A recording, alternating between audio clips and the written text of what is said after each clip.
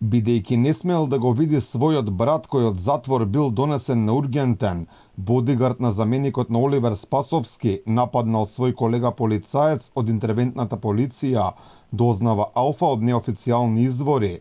Според прописите и правилата, кога човек од затвор се носи на лекарски преглед, не смее да има посета од никого, што за бодигардот Назим Буши очигледно не важело. Дека имало напад на полицаец од страна на обезбедување на висок функционер во МВР, прв обелодени екс-министерот Наке Чулев. Јавно го прашувам Оливер Спасовски и Министерството за внатрешни работи, дали е точно дека лице кое работи како обезбедување на висок функционер во оваа институција нападнало припадник на интервентната полиција, кој завршил со тешки телесни повреди. Воедно го повикувам Оливер Спасовски да даде одговор, каде се случил конкретниот настан и зошто посочено лице напаѓач во тој момент присуствувало на место каде пристап имаат лица со посебни овластувања.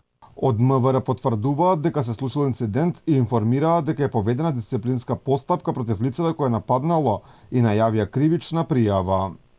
Осомничениот СС е приведен и со него извршен службен разговор. Одземен му е службениот пиштол и известен е јавен обвинител, а против него ќе биде поднесена кривична пријава за сторено кривично дело, спречување на службено лице при вршење на службено дејствие и ќе биде поведена дисциплинска постапка.